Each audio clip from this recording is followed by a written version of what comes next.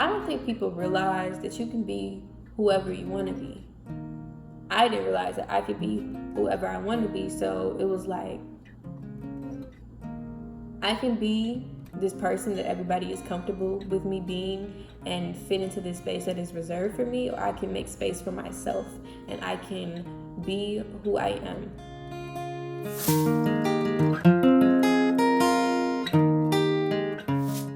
I began evaluating a very big question that I think everybody should ask themselves a lot. And I've just formulated an organized response to tell you guys why, and this is why I haven't been consistent on my channel, but it will be doing a full 360. Some of you will stay and some of you will go, and I'm counting on that. But basically the question is,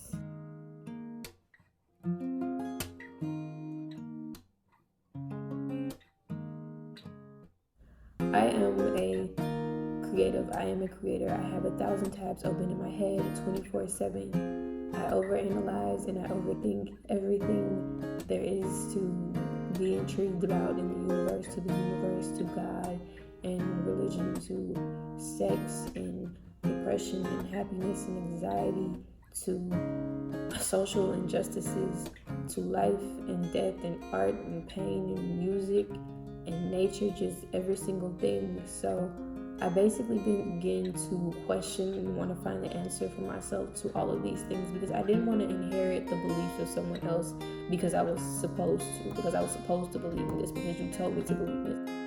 You know, I didn't want to take my family's answer. I didn't want to take my friends' answers. I didn't want to take my teacher. I wanted to take my answer. I wanted to find out and test it and theorize for myself. So what I found is that I began to question even simple things like, what is the true definition of a friend? You know, what is love? How do I translate it? How do I receive it? And how do I reciprocate it healthily? And I found my answers. I felt very disconnected. When I did this, when I evaluated all of this, I was 16. I felt very disconnected from everyone and everything that I had attached my meaning to of who I was. I had to be alone, but being alone is scary, you know?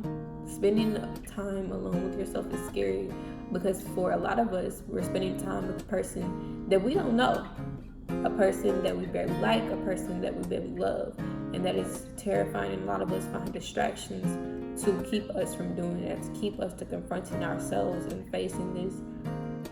It was when I faced my loneliness that I got in touch with God again.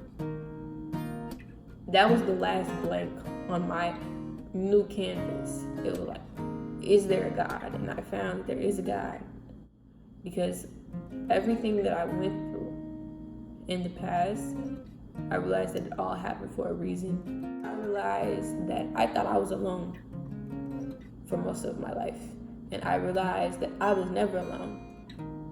I had my art and I had these 1,000 tabs and I had my creativity, and there is a lot of people out there who feel the exact same way that I feel. I was not going to do this. I was not going to share my art and my creativity with everybody. I was going to stay in this box and stay shelved because I was so scared that other people wouldn't comprehend it or understand it, or didn't have the intellectual capacity that they would laugh at it or make fun of it, or they just wouldn't get it. And I realized that that's not my fault. That's not my problem. Choosing to put my content out as openly and as honestly and as raw as possible, because I am a creator. I am a filmmaker. I have poetry. I have a lot of short films that I want you guys to see. I've never been comfortable sharing my art, sharing my healing process with other people, because that is how I've been healing. That is how I heal. I heal through expressing myself through a pen and through putting films together and through writing. So that's how I express myself. And I've never been comfortable sharing that with people, but I feel like I need to, kind of. I feel like I don't want it to just be mine. I want it to be ours in a sense. In order to grow, you have to be uncomfortable, because nothing grows in a comfort zone. So I am learning to be comfortable being uncomfortable. Change is scary, but change is inevitable, and change is necessary, because change is going to get to you. And change is going to get to you, whether you let it in or whether it has to burn down the house of your comfortability to get to you. So when it burns down the house, you can either stay and reminisce in the ashes of what was, or you can follow change into what is. And that's what I'm doing. I'm taking a leap out on faith, and I'm going to be who I am unapologetic.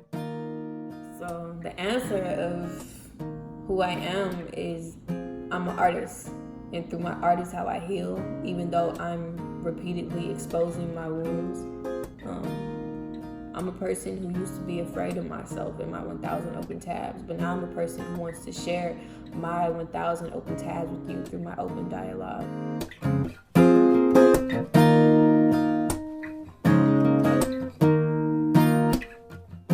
New chapter, and some endings are just the means to a new beginning. So, chapter 17.